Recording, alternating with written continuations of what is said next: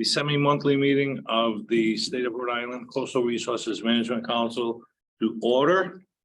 I would ask that the record reflect those members of the council and staff that are in attendance. I would also ask that the agenda be made a part of the record. So when I reference the matters that come before us, they will previously, by way of the agenda, have a description of the project. The first matter will be approval of the minutes of the previous meeting, that being February 28, 2023. I'd entertain a motion to accept them. Make a motion to accept the minutes. Motion made. Is there a second? Second. Motion made and seconded to accept the minutes of the February 28th meeting. Any discussion? All in favor, say aye. Aye. Anyone opposed? Let the record reflect they were unanimously accepted. Subcommittee reports. There are no subcommittee reports tonight, Mr. Chair. Okay. Staff reports. Just a couple of matters, Mr. Chair. First off, I'd like to thank the council for rearranging your schedule to make this meeting tonight. It's very much appreciated by staff, applicants, to keep the agency moving forward. It's been a big help, quite frankly. And also I want to recognize Director Gray from DEM, who's sitting in for his usual representative, Ron Gavin. But thank you for Director Gray to be here as well, representing DEM. And just a couple of updates. We have, and I've mentioned this, I think, in the past briefly, but I haven't talked to you about it recently. We have a task with the university and the Rhode Island Saltwater Anglers Association to get a better assessment of where recreational fishing is occurring in Narragansett Bay.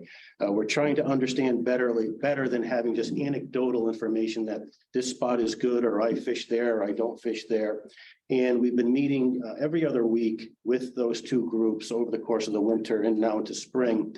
And one of the products that we've developed so far is to survey recreational anglers as to where they fish and try to represent that graphically in a GIS type format. And we held our first surveying event at the Saltwater Anglers Fishing Show a couple of weeks ago. Got over 150 participants to sit down in front of a laptop and tell us how they fish, where they fish, and how often they fish. And the results are extremely good. For those 150 folks that sat down, we got over 1,100 data points on fishing sites around the bay and along the South Shore and Block Island. So we're getting a much better handle on understanding where someone takes a rod and reel, either from the shore or from a boat, and fishes recreationally, so that we can apply that to our applications as they come in, and have a better understanding of what the impacts might be from that activity to all the other activities that occur in the shore. And now we have a better understanding on what the impacts might be to recreational fishing.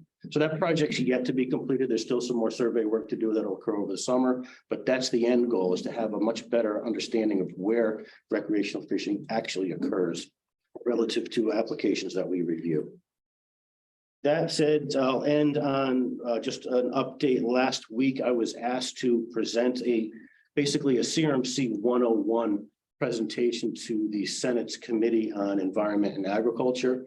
And I did that Wednesday afternoon, where I was able to explain the structure of the council, how we meet like in this particular format, membership, staffing. And then I spent the majority of the time on some of the issues that we deal with, like dredging, aquaculture, recreational fishing, things like that. The presentation was supposed to be 15 minutes. I sat there for about almost an hour because there were several questions that were asked, and there were very good questions a lot of the senators had of the council, what we do, how we do things, the topics that we actually explore on a day-to-day basis. So I thought it was a very well received presentation. We just want to let you all know about that. Thank you, Mr. Chair. All right, thank you. Any questions of Mr. Willis from the council? All right, we're going to our agenda. First matter before the council for consideration and action is the funding under the state's Coastal and Estuary Habitat Restoration Trust Fund. And that is described in the agenda that has been made part of the record. And Leah, you have this? I do. All right, I know you don't have a nameplate there, so just for benefit of the stenographer, your full name. Leah Feldman. Thank you, Chair Koya. Thank you to members of the council. My name is Leah Feldman. I am a coastal policy analyst with the Coastal Resource Management Council. I also sit on the technical advisory board for the Rhode Island Coastal and Estuarine Habitat Restoration Trust Fund, whose project recommendations for funding I am here to present to you. The Rhode Island Coastal and Estuarine Habitat Restoration Trust Fund is running for its 20th year this year, and in that time has leveraged $31,703,669 of match funding and has awarded $4,350,000 to restore over 2,400 acres of land. The Rhode Island Coastal and Estuarine Habitat Restoration Team's Technical Advisory Committee convened on Thursday, February 23rd, 2023, to rank and discuss the full proposals submitted to the Coastal Resources Management Council staff for consideration of funding under the state's Coastal and Estuarine Habitat Restoration Trust Fund. I could probably abbreviate that at this point. Of the proposals reviewed for the 2022-2023 funding cycle, 5 are recommended for funding. The projects recommended for full funding are the first is the 10 Mile River Reservation Dam Removal Assessment, which is recommended for funding at $50,000. The Rodman Mill Dam Fish Passage Restoration Project, recommended for funding at $24,000. The restoration of legacy agricultural and mosquito abatement impacts to Galilee Salt Marsh, and that is at $40,500. And finally, the Woonasquatucket and Water and Bank Habitat Improvement Below Manton Dam Project at $50,000. Projects recommended for partial funding are the Hunts Mill Fish Passage Restoration at $60,500. In each of your agenda packets, you should find a summary of all of the proposals, their matching fund amounts, and the funding amount recommended by the Technical Advisory Council, as well as a map showing the geographic locations of each of the Habitat Trust Fund projects. Finally, you'll find included a narrative text of all the proposals submitted to the CRMC for consideration for the fiscal year 2023, and additional materials can be made available if you need them. We have them. All of these proposals were evaluated and ranked by the Technical Advisory Committee using a standard criteria and an evaluation form that was developed by the council, and it's available on the CRMC website. I'm happy to answer any additional questions on the funding. Just really quick, you mentioned the leverage.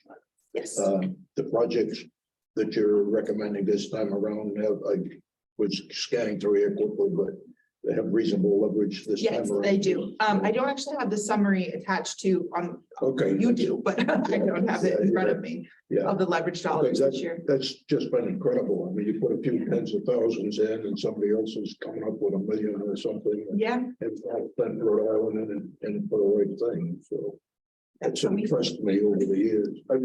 The trust fund, is that part of the settlement you got with the problem offshore with the oil spillage or something? Is that the one? No, that's different. It's actually comes out of the OSPAR fund, which is a tax on oil as it coming in. Okay, so it won't go away probably for a while? No, as a matter of fact, I believe it was in 96. Terry, you might remember, the legislature made it a fund in perpetuity to take a percentage of that for this particular project. Good news, right? Good news. Yeah. What I've gone through here and just, I've been around a few years and it's always been really good. It scatters around and, different fish ladder projects and marsh rebuilding and things. I think the last time around, there was something down to Fogland and Tiverton and had something to do with Reynolds. So I figured out what Reynolds were. Some 17 or something or other, right? Yeah. But so you move around very well, and I think your project choice this year is very, very good. So when you get ready for a vote, I'll be happy to support it. Yes, Katie. I'd like to make a motion if we could. Any further questions? Okay. I move that we approve the 4 projects for full funding as listed in our, in the overview by Leah Feldman, and also the project recommended for partial funding. And I'll second it. All right, a motion made and seconded to approve the recommended funding levels. Any discussion? Hearing none, I will poll the council. Mr. Izzy, Aye. Ms. Hall, Aye. Mr. Gray, Aye. Ms. Reynolds, Aye. Ms. McGovern, Aye. Mr. Gomez. Aye. I too, Raymond Coyer, vote aye. So let the record reflect that the recommendations have been unanimously accepted and voted favorably. Thank you, Leah. Thank you.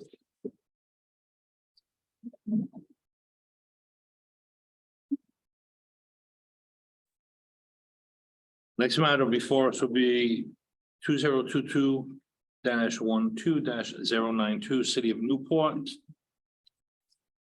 Project is described in the agenda, which has previously been marked or included in our record.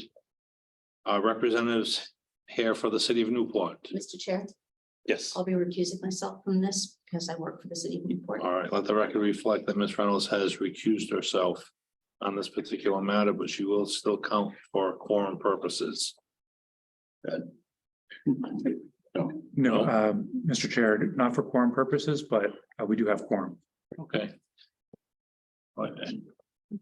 Need to get some, my other councils, boards I sit on, when someone recuses, they say they count for quorum purposes, and I know it's kind of weird. But it's no, and it's not us, but. With that being said, representatives for the city of Newport are here. Please come forward, sir. Mr. Chair, my name is Stephen Land. I'm the Newport Harbor Master. Joe Choi, WSB. Your full name again? Joseph Choi. Is it Lang? Land, Land. Okay, thank you. And I'm sorry, your last name? CHOI is my last name. Thank you. All right. Mr. Lucia, you have this for us? Yeah. Thank you. So this project typically is construct and maintain a new dinghy float dock comprised of 6 20-foot long by 16-foot wide sections connected to a stone pier by gangways compliant with the Americans with Disabilities Act, and it's going to be adjacent to the existing dock at Kings Park. Special exception is required to expand the recreational facility in Rhode Island Coastal Resource Management Program designated Type 2 waters.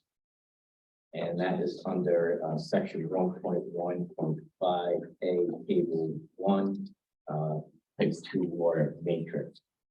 As any new recreational structures are prohibited in Type 2 waters. Before I continue, did you want to address the special exception first? Yes, we have the special exception and then we have the application as well. So after we hear evidence, there'll be 2 votes by the council, first being special exception and then then on the application. So yes, please. Okay, I'll just continue the explanation of Okay. the project. Okay. So this is located, I don't know if I already said that, it's located in Type 2 waters in Newport Harbor, and Type 2 waters is a low intensity. The existing facility was permitted in 1994, based on exceptional demonstration of pre-existence of the coastal management program. After that, there have been further extensive expanding the facility since that date of 1994. The facility will not change use with this project, but it will be expanded. The use now is for dinghy docks and vessel tenders. This expansion will increase public use and accessibility.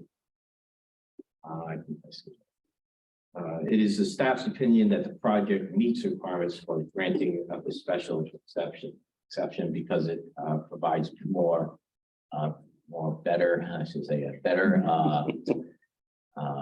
public use. We do have an additional stipulation as per previous assent, no overnight berthing of boats shall occur. Dinghies, boats which are 12 feet under are allowed overnight, but no overnight berthing of boats shall occur. And in the conclusion, staff recommends approval of the project as presented. Have those stipulations or that specific stipulation been explained to the applicant? Yes, and they did not have a problem with that stipulation. Mr. Land, are you in agreement with that as it relates to the stipulation? Absolutely. That's actually already in our local ordinances for the diggy dock that we have. So it actually falls perfectly in line. 12 feet is 12 feet under is what we consider a dinghy. Over that, we consider a boat, a vessel, and no overnight dockage for boats, dinghies, absolutely. Anything else, Mr. Lucia? That's all I had. Any questions of the council, by the council of Mr. Lucia? Just. Yeah, Mr. Gomez. The, special use.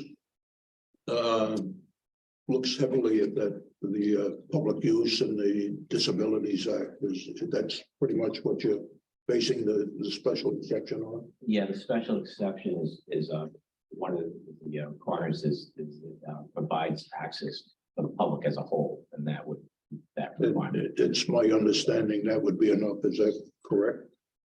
That's typically any public facility usually needs a special exception. Okay, thank you. And they've done, the other requirement is they have done the minimum necessary for the right, special all right. exception. Any other questions, Ms. Hall? I have a question for Newport on that point, on the access to the shore for broad segments of the public. And I was wondering, this is going to be available to what type of public members? I mean, is it just people from Newport, or is it people from anywhere in Rhode Island with a dinghy? How for this broad segment of the public, who wrote that? All right, so, Excuse me, Mr. Lynn. Yeah, before you answer that, we're gonna have you swear you in, well, Mr. swear Lynn, you both in, just in case. would you please raise your right hand? Do you swear or affirm to tell the truth, the whole truth, and nothing but the truth, so help you God? Yes. Will you please state your name for the record and spell it? Stephen Land, STEPHEN LAND. And is Mr. Choi also planning to testify tonight? He may answer a question, so maybe. Please raise your right hand. Do you swear or affirm to tell the truth, the whole truth, and nothing but the truth, so help you God? Would you please state and spell your name for the record? Joseph Choi, JOSEPHCHOI. Thank you. Right, back to your question. So the use of the dock, it's got multi-uses. One, it's for Newport residents can purchase a permit from the city and store their vessel there for $40. If you have a mooring in the harbor, it's free. We have to get access to, from land to water, so it's free. For visitors, they can come, they can't stay overnight, but they can come and use the dock to land and go explore the city. Visitors from Rhode Island and elsewhere. All Do they need to pay for a permit to do that? no, ma'am. Thank you. Any other questions by council members at this time? Anything to add, Mr. Land or Mr. Choi, as it relates to the application and explanations that have been given by Mr. Lucia?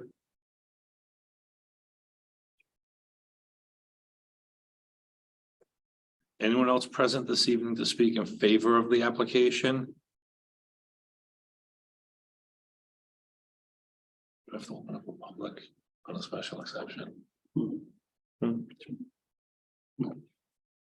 So no, we don't have to. We don't have. Okay.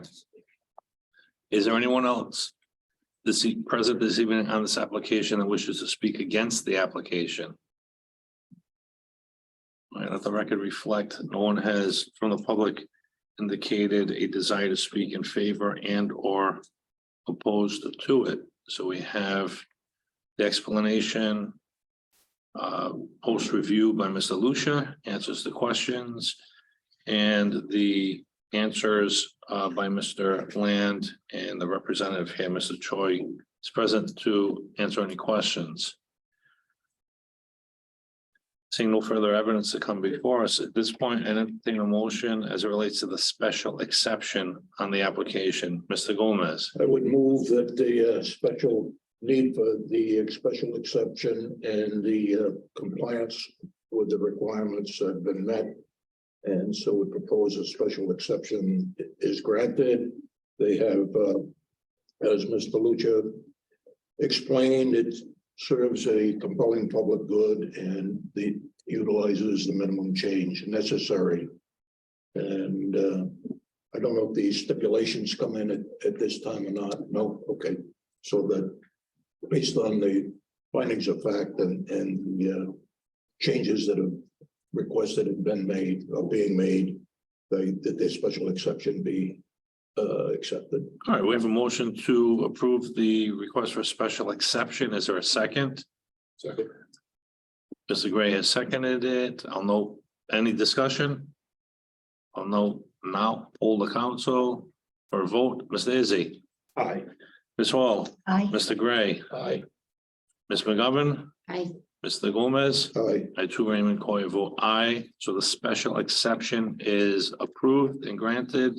We now have before us a vote, or we're in a posture for vote for the application as a whole. And entertain a motion relative to the application. Mr. Gomez, Based on the findings of fact, the acceptance of the special exceptions and the statement that the applicant has read and agreed with the stipulations, I would move acceptance of this proposal. all right, motion's been made to approve the application. Is there a second? Ms. McGovern has seconded, and I think Ms. Hall did as well. Motion made and seconded. Any discussion?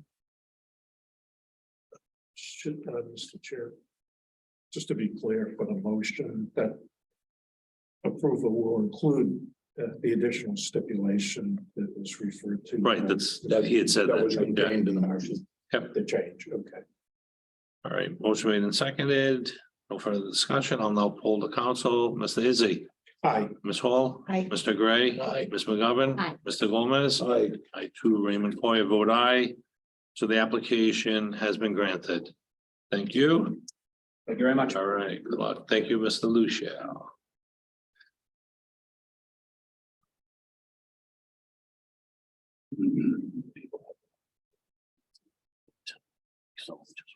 Yeah.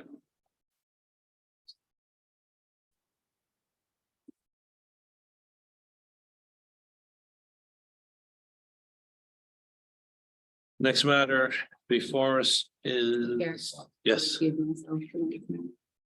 yes, the Rhode Island Commerce Corporation, and Ms. McGovern has indicated that she will be recusing on that matter.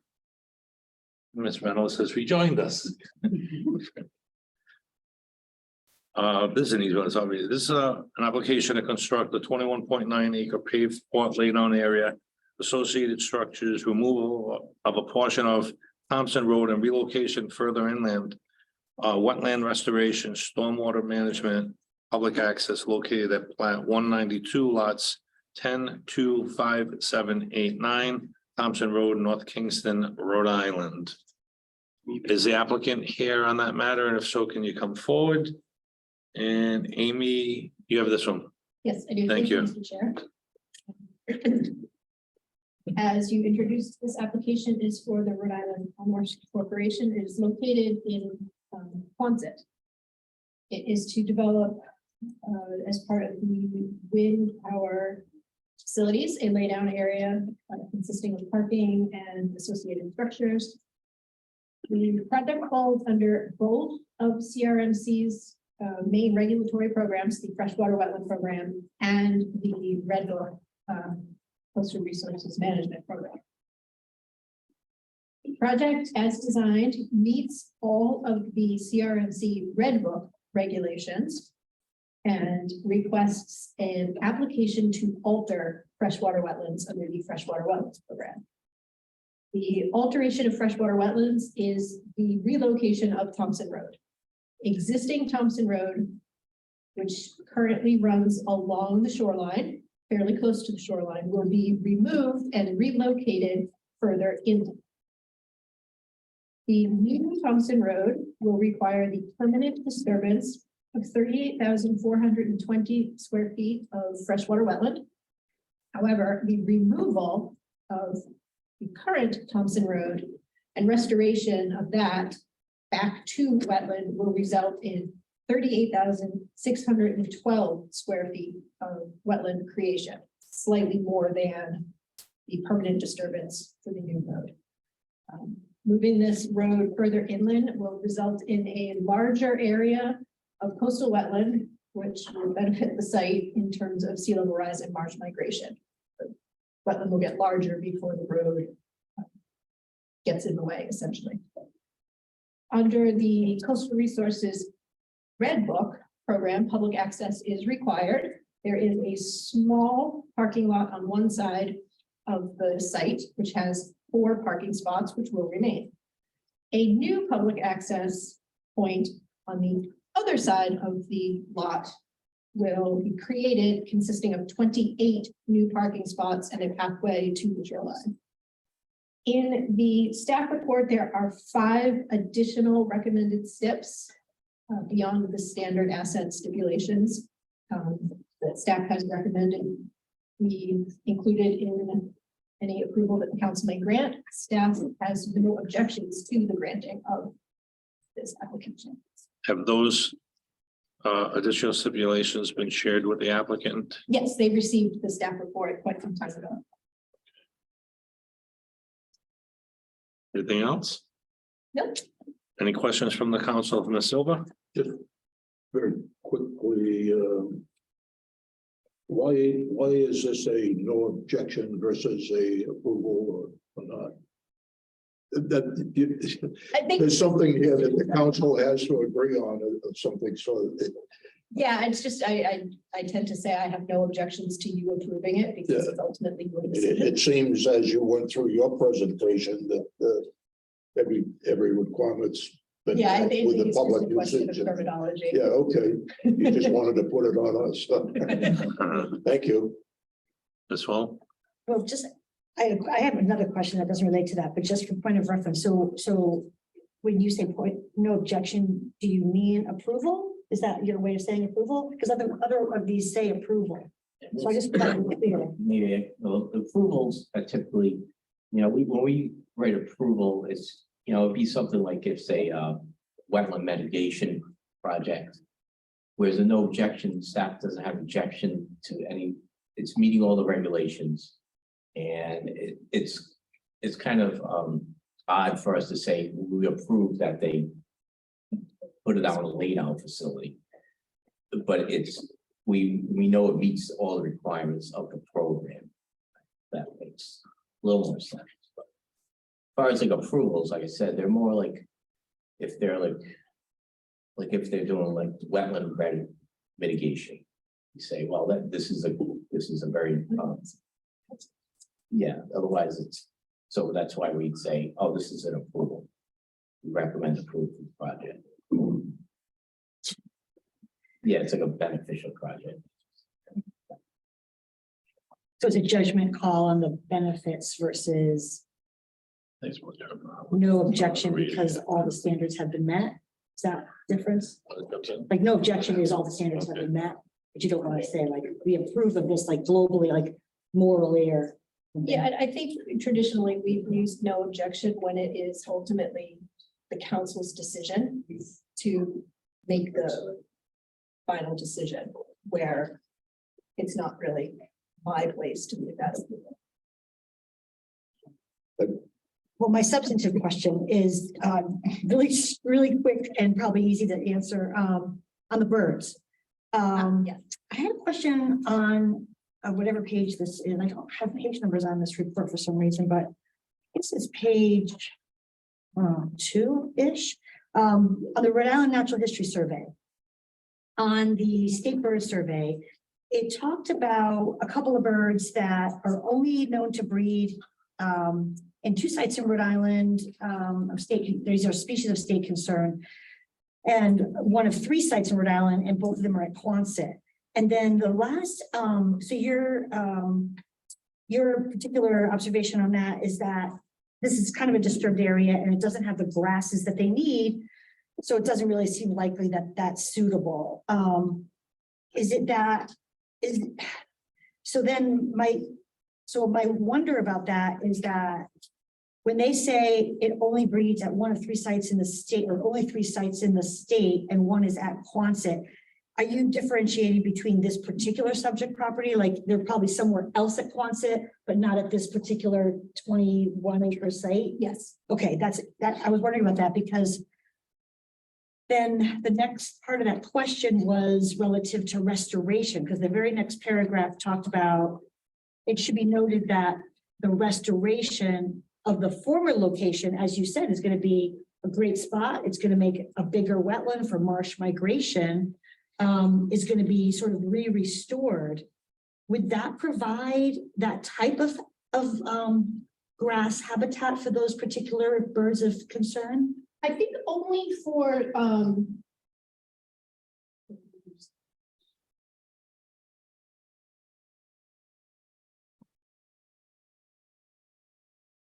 possibly for the upland sandpiper. The hornlark and the meadowlark are not coastal marsh habitat breeders. They are pure grassland breeding species. And I possibly should have included a better aerial photograph of the site where you can see this parcel itself really only has a corner that would even be considered grassland. It's got a lot of trees and shrubs and interspersed, and it's not an open grassland area.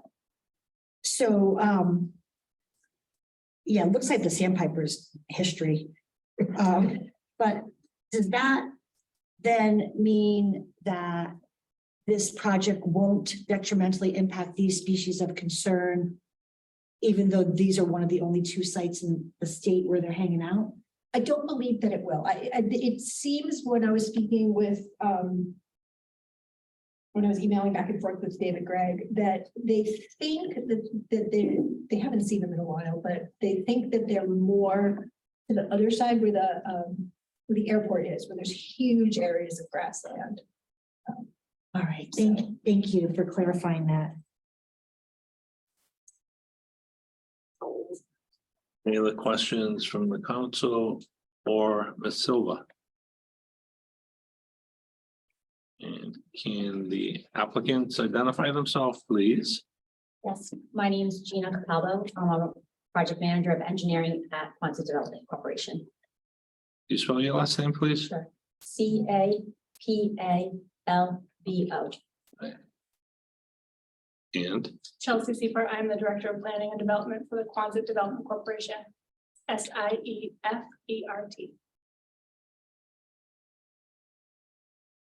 do either of you wish to add anything by way of presentation this evening? I don't think so. I think we covered it pretty well, but happy to answer questions if they exist. Council members have questions of either of the applicant representatives? No. Is there anyone else present this evening that wishes to speak in favor of this application? Is there anyone present this evening that wishes to speak in opposition of this application? Let the record reflect, no one from the public has indicated that they wish to speak either in favor or opposed to this, so we have before us the evidence of record, as well as the presentation by Ms. Silver and the presence of Ms. Capalbo and Seifert. Any questions before we go for a vote from the council? From any of the party? No. Mr. Gomez. Based on the findings of fact, the presentation by Amy Silver, we've gone through the minimal impact, the larger coastal wetland discussion on no objections. It's a little different than I had in my head, I think, but and the fact that there are no objections present from the audience, I guess, people in the room that there are no objections, I would move approval of this. And you already covered the stipulations, right? Well, Amy had indicated that they've been You have read the staff report and the stipulations. Discussed with them. And agreed, right? Yeah. Fine. right. I Motion, move approval. motion been made. Mr. Gomez, and just to be clear, that includes your motion includes all staff stipulations. Yes, oh, absolutely, yes. The motion has been made to approve the application with the staff stipulations by Mr. Gomez. Is there a second? Second. Seconded by Ms. Reynolds. Any discussion? Hearing none, I will now poll the council for a vote. Mr. Izzy, Aye. Ms. Hall, Aye. Mr. Gray, Aye. Ms. Reynolds, Aye. Mr. Gomez. Aye. I too, Raymond Coyer, vote aye.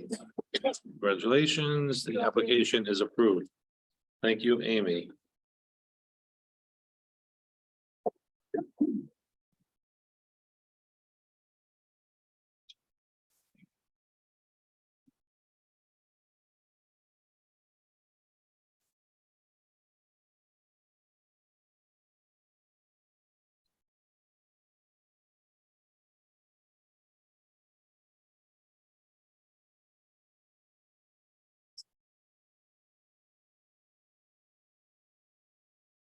Next matter is the town of North Kingston. It's an application, it's 2022-06-093. Application to reconstruct an existing concrete launching ramp, repositioning and fortifying existing riprap revetment, removing the existing float docks, and reconfigure a new 6-foot by 120-foot public recreational boating facility. The facility will extend 89 feet beyond mean low water, located at plat 118, lot 32 at 8150 Post Road, North Kingston, Rhode Island. And let the record reflect too that Ms. McGovern has returned back to her seat with the council. Are the parties ready or present for the town of North Kingston application? Yes. Please come forward. Thank you.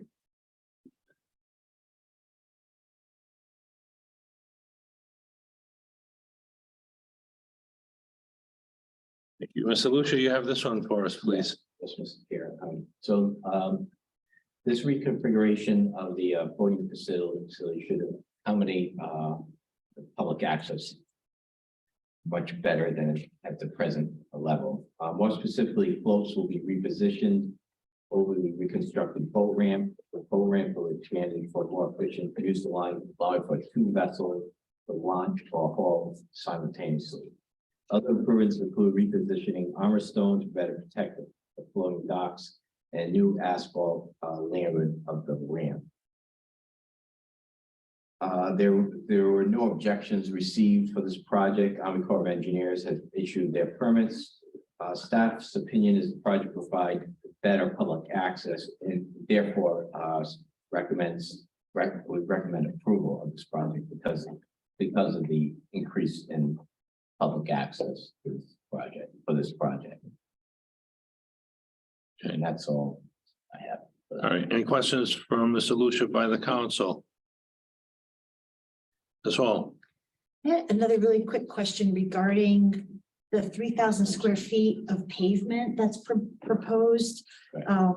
In the aerial photo that was in the application packet, it referenced that area as being within the special flood hazard area per the FEMA flood insurance rate maps.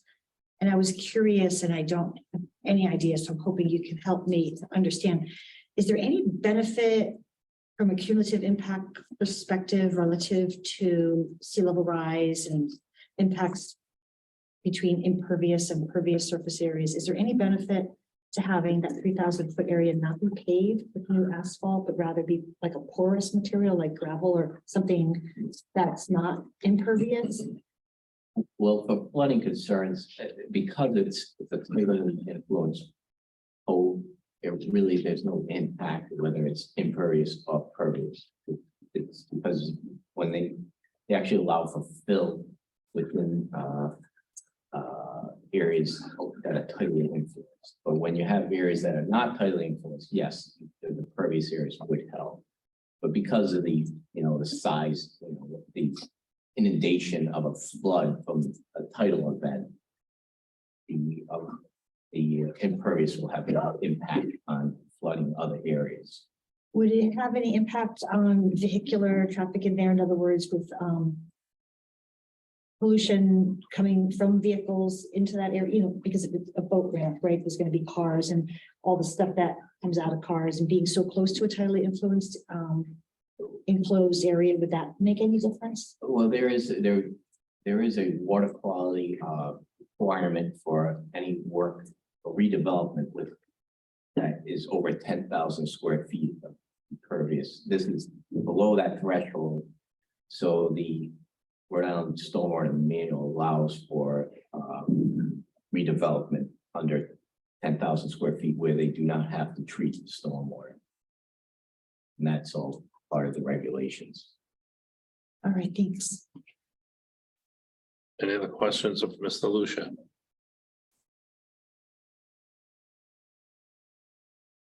All right, could the applicant representatives identify themselves, please? Gail Salzberg, SASCBERG.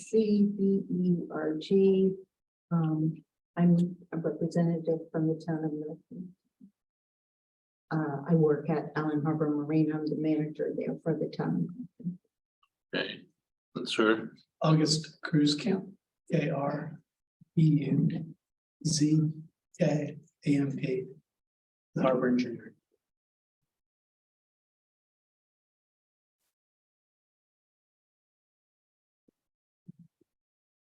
any questions by council members of the two representatives?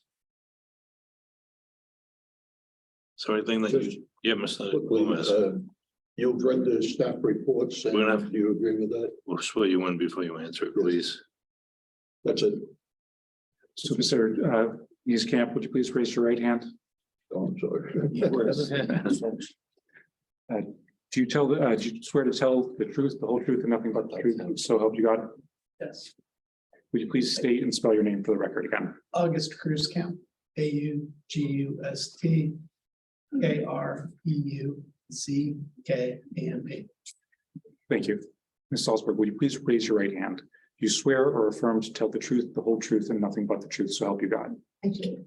Will you please state and spell your name for the record? Gail Salzberg, GAILSALZBERG. Thank you. All right, if you could, either one of you or both of you answer the question that was posed by Mr. Gomez. So, Yes. yes. We read the. We just need to get to that point. Yeah, and we agree. Want to be sure that, there's no surprises later, that's all. Thank you. Yes, Ms. McGovern. When will the improvements take place? When? Yeah, ASAP. Unfortunately, it's How gonna long? take, probably by the time we're done. I'm anticipating we'll be ready to go out to bid sometime this summer. So the thought would be fall construction, which actually will work out well. So the boat ramp will still be able to use this summer. It still gets a lot of use right now. that's great.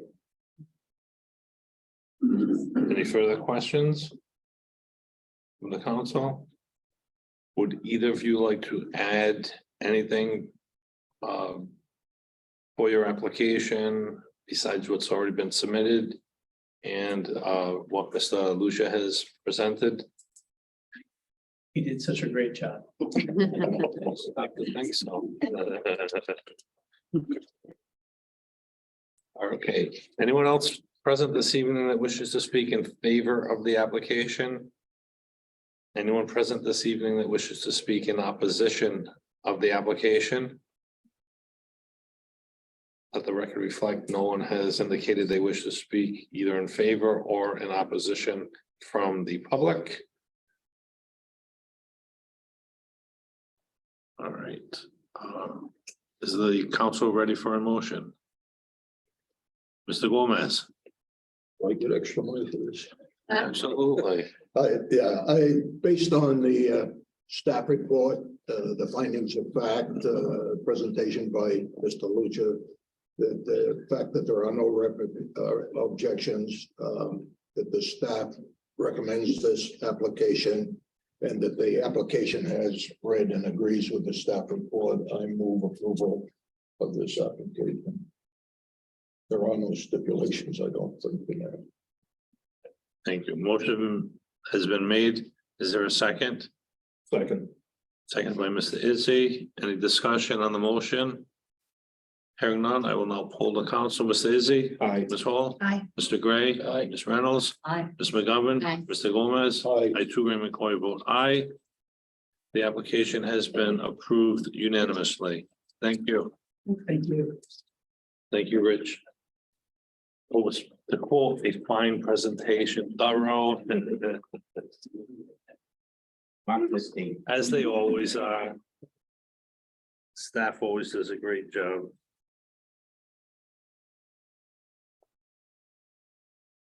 Next matter is McAllister Towing and Transportation. The job description is contained within the agenda, which has been made part of the record.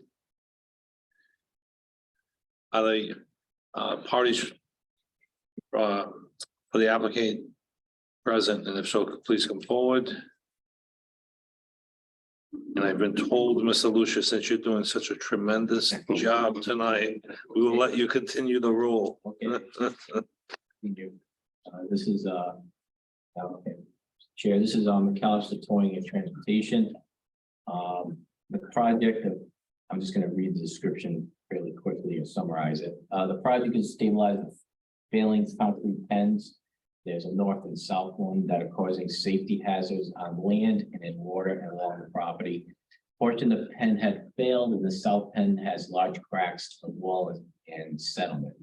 The project will construct a stone riprap embedded within a portion of the north pen to match conditions immediately to the north, and place granular backfill in the south pen to match existing grade.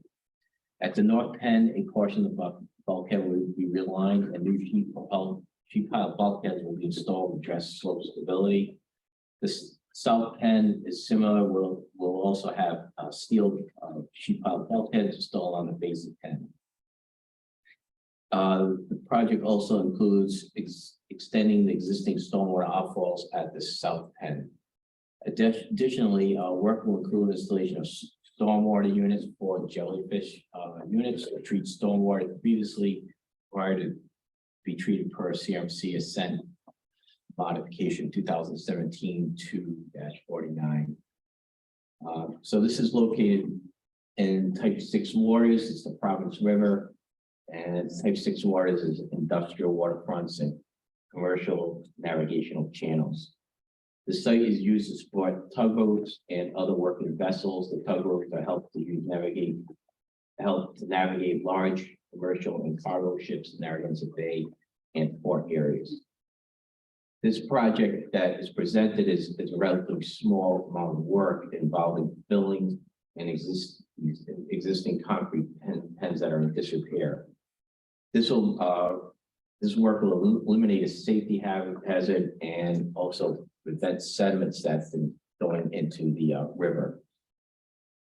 Work requires filling of tidal waters in type 6, considered type 6 waters, which is allowable if the fill is made to accommodate the designated priority use and is the minimum necessary. Based on a view of the project, is the staff's opinion that the work is the minimum necessary to accommodate the priority use for type 6 waters. Please note please note per previous stipulation requiring the modification of Ascent 2017-2-49, stormwater will be treated in accordance with Rhode Island Stormwater Design and Installation Manual. Based on staff's review of the project, staff in this case also recommended approval because the sediments are heading into the bay if it's not contained soon.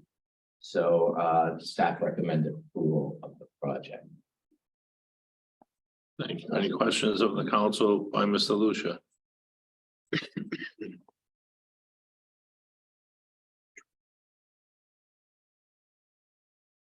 Seeing none, Gentlemen at the table for the applicant, if you could just identify yourself, please. Robert Fairbanks, professional engineer, Fairbanks Engineering. Gabriel Rivera, McAllister Towings manager. In that, someone may ask you a question. We'll have counsel swear you in, please. Mr. Oliver, please raise your right hand. Do you swear or affirm to tell the truth, the whole truth, and nothing but the truth, so help you God?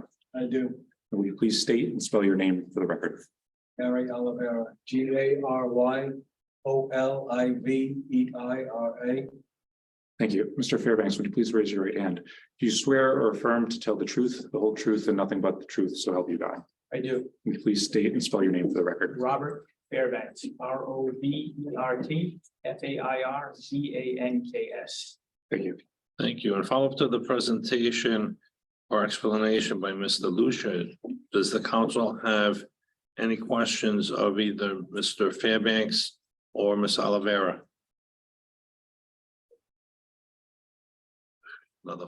Oh, I was gonna say, All right, Rich, you did don't- such a don't great leave job. it We alone. don't have to ask a question. I No, would just, I would just a little, more layman's term, I guess, in terms on, what do we have before and what are we going to get after? I see the safety problems, and so what will be the increase of the use of what, you're proposing here, based on what you're going to do? It appears that it's not particularly safe right at the moment, and that you'll increase that, and so you'll have some operational use of the facility or the structure.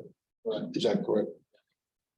Basically have two holes in the ground right now Okay, that will be able to fill and stabilize. That Yeah. was part of the original building that was on site. all right, It accommodated a ramp that allowed vehicles to go on and off the ships during different tide cycles.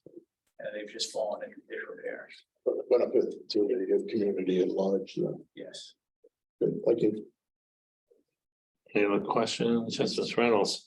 I know that staff has represented that these are fairly minor things, but the photos that are included in the application look quite dramatic. And I'm wondering, is this something that's been in this state for quite a long time, or has this recently happened? And I just want to sort of know the time span between when it started looking like the state of disrepair to now when you're going to address this. This has been a port since the 1600s. The building that sat there was turn of the century. The building has since been raised, but the foundation remains. So that entire waterfront started off as a stone bulkhead, went to a timber bulkhead, now it's a steel sheet pile bulkhead.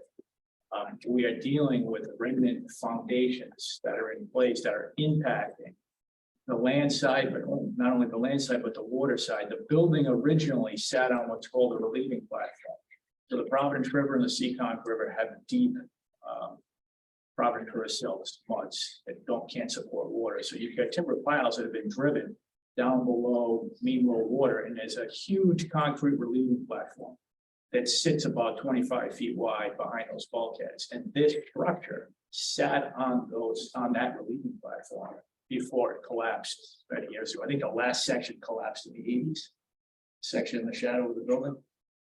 And a section of the relieving platform at the north end, if you're familiar with the site, as you're going over the bridge on 195, you look down to your right, you see the tugboats. There's a section of timber pier that exists there. Right at the southern end of that timber pier, a section of that relieving platform failed a few years back. And we had to pull that out of the water. So the concern, if we don't stabilize that, is that we could have a hazard to navigation. We could lose more of that section.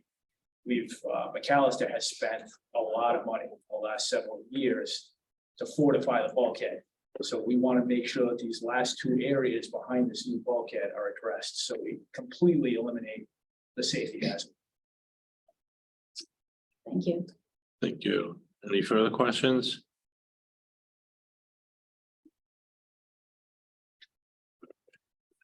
Would you either gentleman like to add anything else to what's been presented so far? Just that we needed a DEM water quality permit and a core permit. We have both those in here. Thank you. Is there anyone else present this evening that wishes to speak in favor of this application? Is there anyone present this evening that wishes to speak in opposition of this application?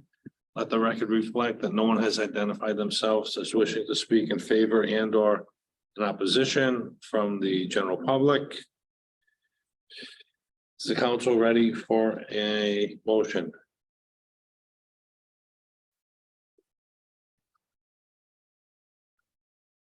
Ms. Hall, Based on the findings of factum and reported out by the staff and the application of those facts to the standards contained in the agency's regulations and controlling law, I move to approve the application as recommended by staff. thank you. A motion has been made recommending approval. Is there a second? Second. Seconded by Ms. Reynolds. So a motion has been made by Ms. Hall to approve, seconded by Ms. Reynolds. Any discussion? Hearing none, I will now poll the council for a vote. Mr. Izzy. Aye. Ms. Hall. Aye. Mr. Gray. Aye. Ms. Reynolds. Aye. Ms. McGovern. Aye. Mr. Gomez. Aye. I too, Raymond Coyer, vote aye. Let the record reflect the application has been approved unanimously. Thank you, gentlemen. Thank you very much. You. We'll take a 5-minute quick break.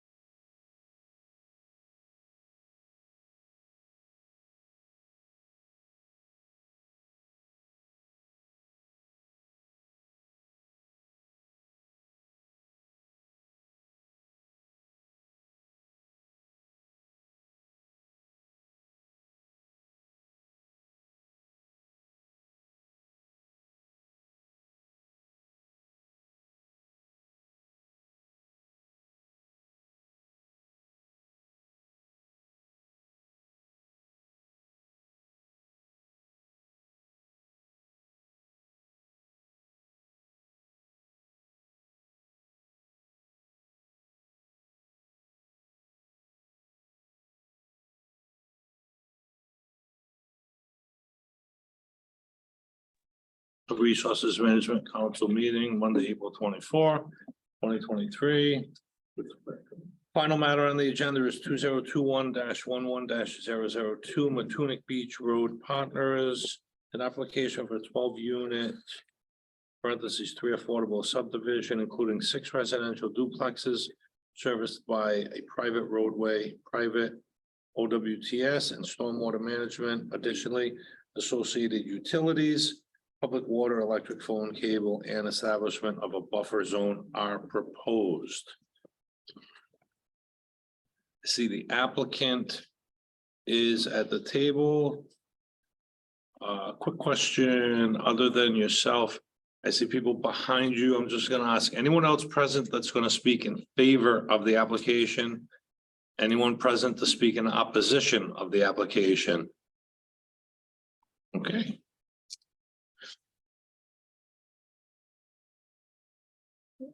Since Rich, you've done such a good job tonight, we will let someone else do it.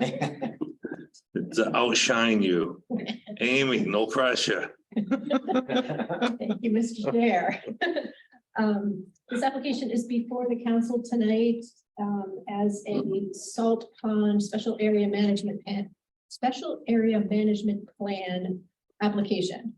It is a 6-unit subdivision, which requires council decision. It will be 6 2-bedroom duplex structures, 3 of which will be affordable housing, using municipal water and 6 OWTS systems. The parcel is 4.47 acres. It is long and thin. It is located between Matunic Beach Road and Potter Pond. Coastal feature is the coastal wetland associated with Potter Pond.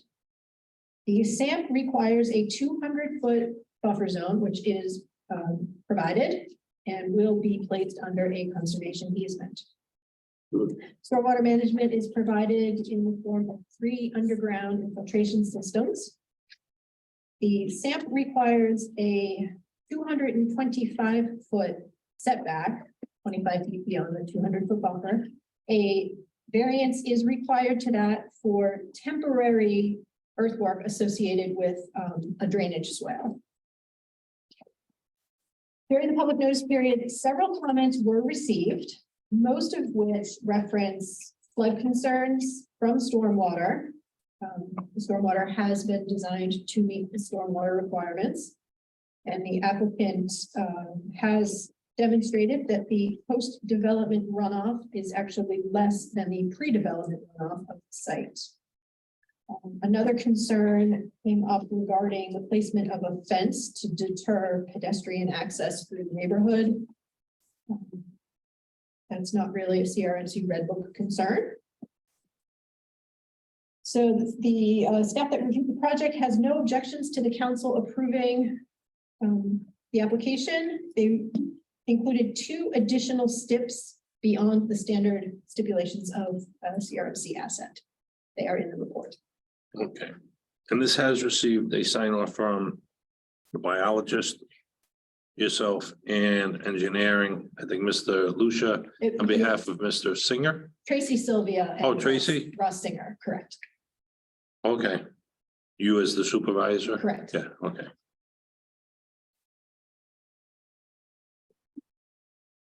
Any questions of Ms. Silva by the council, Mr. Gomez? Yeah, could you just give me a little rundown on the denitrification that's going to be used? I saw that part of this was a denitrification.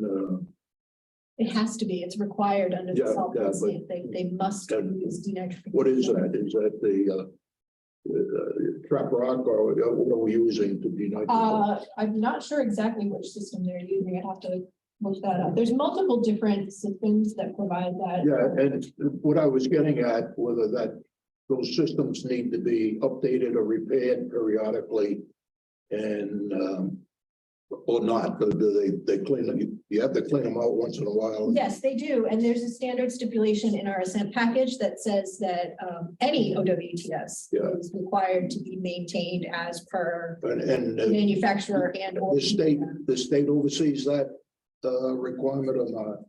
DEM OWTS. Yeah, so that's they come in and take a test periodically or things like that or not? I'm not sure exactly how they do Yeah. it, but that would be DEM OWTS that would handle. Yeah, okay, so it's really not in our purview here. It's just that they have to have They it. have to. What's that? They have to submit records of that they're maintaining the system. But to the state, not back to CRMC. Not actually, no, Okay. that's their jurisdiction. So really our problem, but not our problem. Yeah. Right, the DEM OWTS is involved in making sure that they're in the proper location and they're sized appropriately and so on and so forth, and we kind of adjudicate simply the installation of them within our And jurisdiction. we are allowing more units than we would normally do in this area, right? It's beyond the scope of what that area is allowed for units. I see 3 are affordable housing, which is a good thing, but I don't think it's more than allowable. The SAMP has a requirement that if the subdivision is 6 units or more, it goes to the council. If it's- and that's the only requirement. That's why, Correct. all right, I got that. Thank you. Any other questions from Ms. Silva? Yes, Ms. Hall. I have a question regarding the vulnerability of the site to the 100-year coastal storm. In the report, it said it will worsen, this area will worsen with sea level rise. And I'm here and I understand that there's going to be this buffer zone for potential migration of the wetland. But what I'm curious about is, again, this issue of runoff. I read that there was, I guess, approximately just under an acre of additional impervious surface area based just on the driveways and the parking spaces with 44 vehicles. And I'm wondering relative to this stamp on cumulative impact, if there's a benefit to also transferring those from being impervious to pervious for a cumulative impact purpose for this area being already designated as overburdened with development. I'll answer that. So they are allowed to put impervious roadways and driveways, of course, roofs, as long as they treat those impervious areas. And then one of the mechanisms is put in these BMPs, these best management practices, in lieu of pervious areas. So what they do is they have these have infiltration systems, and that all the water is going to be directed that would from the roadways onto these infiltration systems.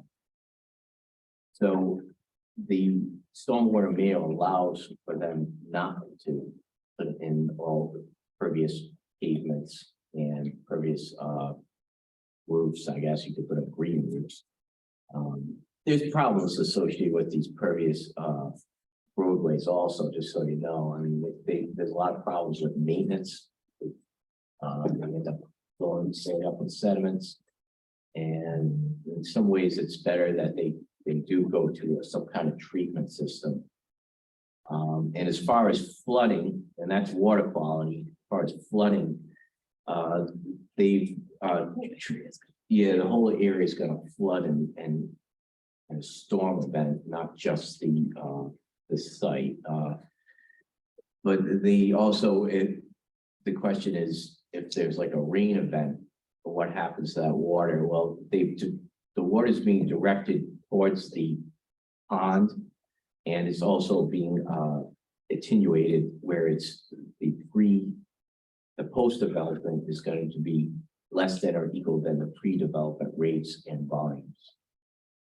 And does that depend on their maintenance? I noticed that there, between this town of South Kingstown and your review, there was a significant emphasis placed on constant maintenance, reporting of maintenance, reporting of success of those metering stormwater installations? Well, they have to submit a long-term O and M plan, operation and maintenance plan to us that we approved. Right, but there also was some long-term maintenance reporting. That's, That's under the operation and maintenance plan. so that's just a normal thing, and there's no issue with, No, particular issue for this. It's just a typical, it's a typical requirement. Requirement. just the long-term success of the implementation, right? Yeah, if it does fail, there is mechanisms in the long-term O and M plan that they have to address it and fix the problem. Okay, thank you. Any other questions of the council of Ms. Silva or Mr. Lucia?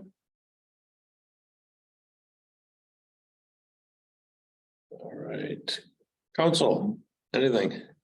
Good evening, Mr. Chairman, members of the board. Michael Resnick on behalf of the applicant, joined here this evening by Chris Duhamel, project engineer, civil engineer from Dupree Engineering, as well as the applicant, Stephen D. Simone.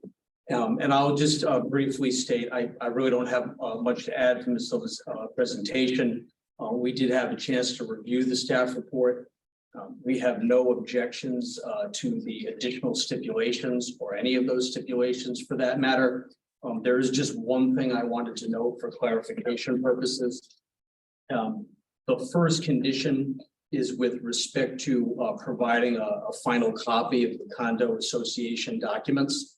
Now, the final copy or final draft of the condo docs has been provided in respect to this application. And if you look at, I believe, page 2, subpart 3, it does indicate that CRMC legal counsel has reviewed and approved those legal documents. The reason why I bring this issue up is under Rhode Island law, in order to record a condo declaration, there has to be one condo unit that's actually been constructed. So out of an abundance of caution, I just want to make sure that this condition is capturing the fact that we have provided the final condo docs. We'll certainly provide them again, and upon execution and recording, we'll provide them again, but we can't provide a recorded copy until there's actually been one unit that's been constructed. And that's pursuant to the Condo Act. So we have no issue with this stipulation. It talks about a final copy, which we have presented. I just want to make clear it is not recorded, and it will be recorded as soon as we're able to do so. The final one, the conservation easement shall be executed and recorded prior to issuance of a CRMC assent. We have no objection to that. And just to be clear for the board, the buffer zone and the coastal feature, which is subject to the 200-foot buffer, will all be within that conservation easement. With that, I have nothing further. Mr. Duhamel's here. He's happy to give any minutia, any other questions that maybe have, or give a general overview of the development. But I would suggest the staff report is very comprehensive and addresses most of the things that I think are germane. Right. Mr. Duhamel, right in the middle. Yes. When Mr. Gomez was asking the question of Ms. Silva relative to the denitrification, so I kind of saw you giving the nod and things like that, and almost like you wanted to add something or say something. Is there something you do want to say to address it, or I could expand it if the council prefers. Don, do you have? It would benefit me if I did a little bit, but maybe they don't want to listen. I don't know. I need to swear in. So, Yes, please. Mr. Duhamel, will you please raise your right hand? Do you swear or affirm to tell the truth, the whole truth, and nothing but the truth, so help you God? I do. Will you please state and spell your name for the record? Chris Duhamel, Duhamel, professional engineer, land surveyor with Dupree Engineering. Just to expand on the denitrification system for the individual condominiums. Each condominium will have 2 bedrooms. We're proposing one septic system, one denitrification septic system for every 2 units. So each unit would be designed for four bedrooms, which is a normal house considered So it's not a large system by any means. The denitrification system is Advantex technology. It's a brand name that allows for a filter within the system that creates aerobic, anaerobic zones that remove nitrogen. And the soils on site are highly well drained that are very suitable for the leaching fields, for the drainage system. So this is an optimum area for those. As far as maintenance, there's a homeowners association that is going to be formed that's required, and they will take over maintenance of all the systems. And just one quick correction, sorry, Chris. It will be within the condo declaration as opposed to in HOA, but it will achieve the same mechanism and to ensure that all the stormwater management plans, the maintenance of the OWTS and the like, it'll be through the condo decks as opposed to an HOA. Sorry about that. Sorry, no worries. So the maintenance is all part of the agreement. Yeah, it's paid for up front. It's twice a year that they come out and they inspect all. And that's the company that puts them in, or is that the state that comes out? It's a company that sells the Advantex system. So, and they keep a record of all the maintenance required, and they have that available for the building official or for the DEM if they so choose. So it's highly, and there are alarms on the system, so it's a highly monitored system that will perform. Thank you. That's I all. don't know if I have a question regarding sea level rise and the design elevation for first floor. And although it's not required, it's recommended that this first floor be at 20 feet, according to the staff report and the their reflection on the storm tools design elevation. And they note that there's two of the units, or two of the buildings rather, that are not at 20. One is at 18 and one is 19 feet. Which buildings are those? So The numbers, just like 1, 2. 1 and 2 and 11 and 12. So the two end units on either side are 18 elevation and 19 elevation on the two. So 1 and 2 is 18 and 11 and 12 is at 19? Yes. And is that just because of the topography that you can't go up another foot or two? Exactly. We have a road that is designed mainly to balance cut and fills, and it would be the road in front of units 1 and 2 is elevation 16, so we're 2 feet above that with elevation 18. The road at elevation 11, 12 is 18, I believe. And we're at 19 for so we have a pretty tight corridor for the road, for the sidewalk, and the access into the building. So having it greater than 2 feet would be problematic to enter the building. So this is well above the current flood elevations, elevation 13 at the far end, 11 and 12, elevation 12 at units 1 and 2. So it's quite higher than what the floodplain is in today, but going up 50 years potentially would be. Yeah, I mean, the design elevation is not for right now. Right. It's for the future, because I had noticed that the low and moderate income housing were in building 1 at unit 2 and building 2. And so those are in the ones that don't meet that elevation for flooding.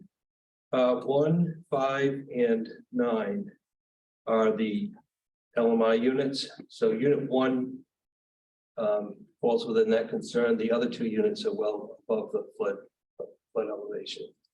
And they, as far as the recommendations for the 20 and the way the topography is, do you anticipate sort of extreme flooding in any way impacting the survivability of like your project? I don't know another way of putting it. I'm not certain I understand wholly the question, but we've designed the site to be outside of any floodplain today, and the building official in South Kingstown had a big part in that determination. So we moved the buildings closer, we made them smaller, we moved them closer together so that it would avoid any of the floodplain that exists currently on site. And as far as pervious surfaces. We've taken all the impervious surfaces of the roof, of the roadway, of the sidewalk, and we've routed it to infiltration structures so that they infiltrate the 100-year storm to eliminate any discharge. So it is self-sustaining in that matter, and it does avoid the floodplain. Thank you. Any other questions from the council of the applicant's representatives? Anything in closing, council? No, thank you, Mr. Chairman. That concludes our presentation.